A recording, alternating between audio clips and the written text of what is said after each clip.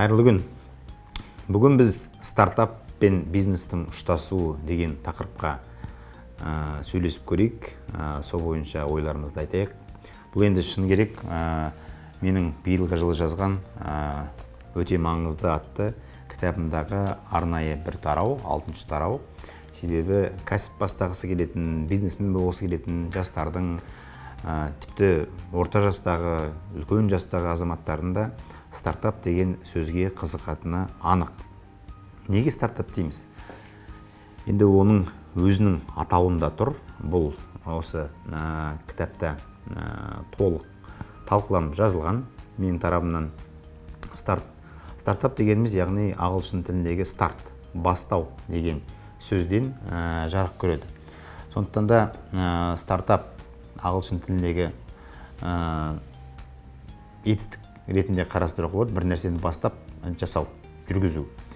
Яғни қазіргі таңда стартап дегенде ақш-тағы Калифорния штатындағы силикондық алқап, кремний алқабындағы қазіргі таңда көп дүниеге келіп жатқан, әлемді таңғалдырып жатқан стартаптар, сол стартаптарға жағдайдың жасалуы, инвесторлармен қарым-қатынасы, оның үлкен бизнестерге айналуы, IPO-ға шығып, өзінің капитализациясын, яғни нарықтағы бағасын бірнеше есе өсірген компаниялар көрген кезде, біздің де жастардың, біздің де қазақ халқының бастап жүрген бизнесмендерінің осындай деңгейдегі әлемдік жобаларды жүзеге асырғысы келетіні анық.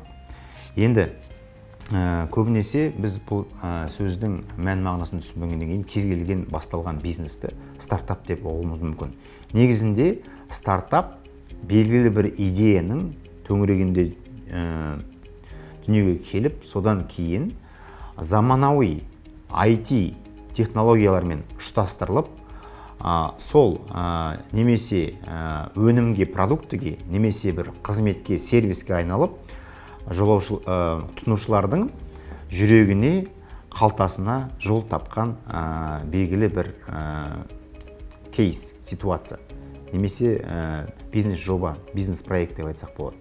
Ал бізде қарапайым дүкен ашса да, немесе шаштараз ашса да, бұны стартап деп қабылдауға болады. Егер де қарапайым шаштаразды біз заманауи барбершоп ретінде қалыптастырып, одан кейін бұрынғы дәстүрлі шаштаразда болмаған элементтерді қолданып, оған заманауи технологияны қолданып, сізге тұтынушылардың жазылуы, олардың өзінің қызмет алу уақытын көруін басқа деңгейде жасаңыз, одан кейін тек қана шаштығын алып бермейміз. Мысалы үшін адамның қасында, мұртында, сақалында дұрыстап адамның көңілінен шығатындай қызмет көрсететін болсаңыз, онда ол қарапайым шаштараздықтан, қарапайым дәстүрлі бизнестен стартапқа ауысуы мүмкін. Және одан кейін ол қалыптасқан бизнесті ары қарай масштабтандыру, оны сол аймақтық деңгейге шығару, бірнеше сату нүктесі бар,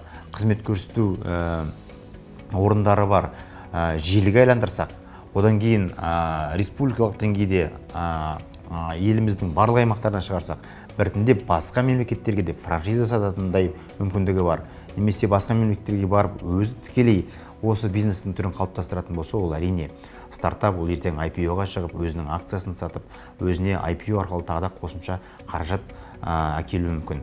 Міне осы заттардың бәрін осы тараудың ішінде біз толықтай қарап өтуге тырыстық. Егер де тарауды оқып шығып, кітапты алғаннан кейін тағы да түсінбейтін сұрақтарыңыз болса, осы видеоның астына комментарий ретінде жазсаңыздар болады.